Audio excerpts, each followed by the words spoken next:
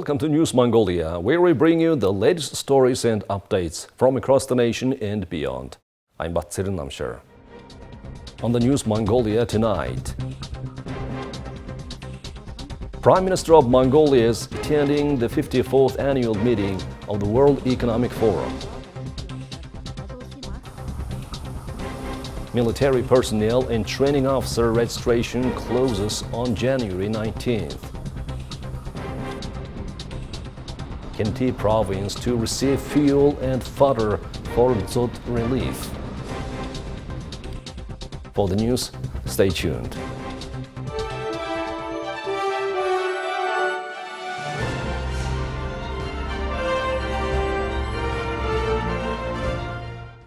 The 54th annual meeting of the World Economic Forum is currently underway in Davos clusters, Switzerland, and having commenced on January 15th and scheduled to continue until January 19th, 2024, under the theme Rebuilding Trust. Mongolia's Prime Minister Oyungerten Lobson Namsra is actively participating in the forum. Over 60 heads of state and government, including Israeli President Isaac Herzog and Ukrainian President Vladimir Zelensky, will be heading to town to hold public appearances and closed-door talks. They'll be among more than 2,800 attendees, including academics, artists, and international organization leaders. In an extensive agenda, Prime Minister Oyungerten has planned more than 30 meetings spanning various sectors, including renewable energy, agriculture, industry, urban planning, electronic development, information technology, tourism, and international marketing cooperation. This proactive approach reflects a commitment to fostering comprehensive discussions and collaborations across a diverse range of fields during his participation in this conference. During the conference, Prime Minister Oyungerten is scheduled to hold meetings with the presidents of the Swiss Confederation, the Republic of Armenia, and the Republic of Singapore, respectively. Additionally, he will engage in discussions with the prime ministers of the Republic of Korea and Thailand to explore and strengthen relations and economic cooperation between Mongolia and the two countries. Furthermore, the Prime Minister will meet with the heads of international multinational corporations to exchange proposals for cooperation in their areas of bilateral trade and investment. Established in 1971 by Swiss economist Klaus Schwab, the WEF serves as a platform that unites leaders across diverse sectors, including politics, business, environment, and technology. The forum seeks to tackle pressing global challenges and shape future development trends and policies through collaborative discussions. Mongolia has consistently maintained a strong presence at the World Economic Forum meetings, with notable figures actively participating, including Foreign Minister Batsitsig in 2023, President Batodlak in 2020, and President Elbagdarch in 2017. The capital city is hosting the registration of military personnel and training officers until January 19th. The registration process includes pre-service officers below the age of 60, men aged 18 to 50, generals, officers, military unit leaders, and contract servicemen.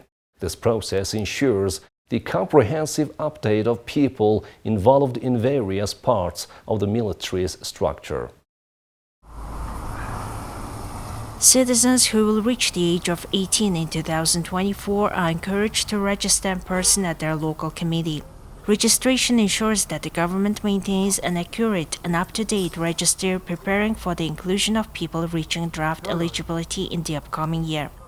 Authorities emphasize the importance of the registration drive, highlighting the need for timely and accurate data collection. This information plays a crucial role in effective military planning, organization, and resource allocation. Detailed guidelines and information on the registration process, including in-person registration locations, are available on official government websites. The cooperation of all eligible individuals, including those approaching the age of 18 in 2024, is essential for the success of the military registration initiative, contributing to the overall readiness and efficiency of the nation's defense forces. Khentii Province is grappling with the harsh impacts of dzud conditions affecting all 11 somas in the region. Severe winter conditions characterized by the heavy snowfall followed by extremely cold temperatures This year's dzud has put major strains on communities. Residents of Khentii Province are facing challenges as dzud conditions have led to difficulties with livestock survival, impacting the traditional herding lifestyle. The severe winter conditions have resulted in higher livestock mortality rates, posing a threat to the livelihoods of many families who depend on animal husbandry. Authorities are mobilizing response efforts, providing emergency relief and assistance to affected households. The aid includes delivering fodder and essential supplies to support herder households and their animals.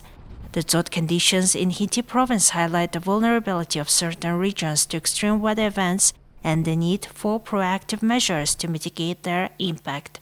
As communities come together to navigate these challenging times, sustainable practices and preparedness in the face of unpredictable weather patterns are essential.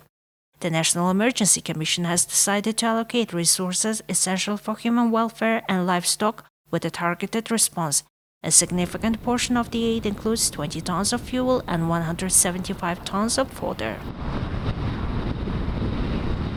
Now let's take a look at the currency exchange rates provided by Mongol Bank.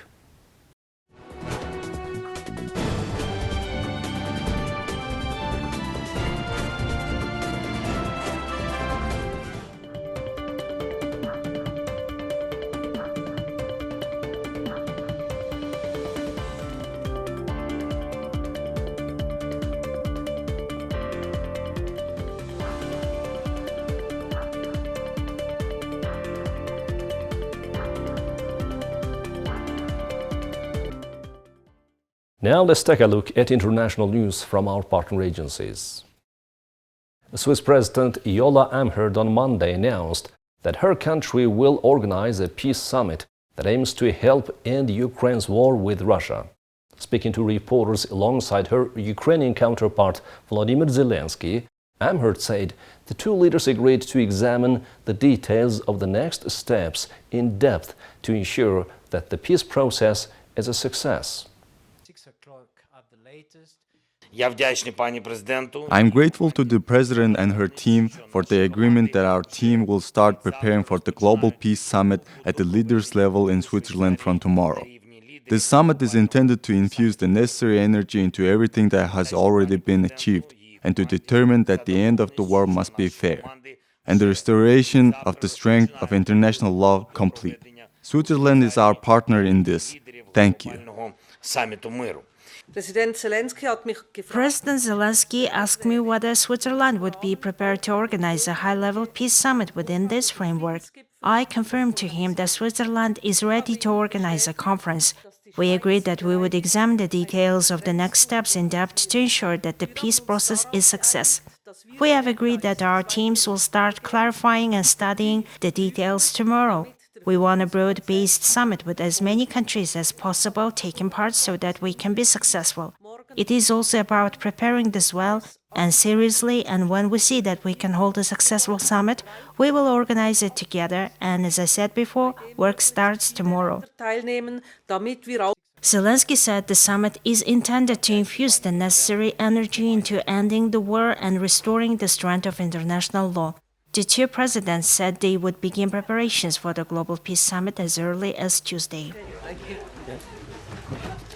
Technological innovation and the advent of artificial intelligence is set to be a hot topic this week at the Davos meeting, which are expected to be attended by tech company bosses, including OpenAI CEO Sam Altman, Microsoft CEO Satya Nadella, and AI industry players like Meta's chief AI scientist Yann LeCun. New artificial intelligence technological is emerging as both an opportunity and a risk set to transform industry. He is concerned that false and misleading information supercharged with cutting-edge artificial intelligence threatens to erode democracy, but said well-timed regulation could combat this. I think the market has really just woken up. So 2023, everyone got to experience the latest generation of AI. Turns out consumers love it. And so it creates really magical product experiences, really deep efficiencies. And so now everyone is grappling with how do we adopt it?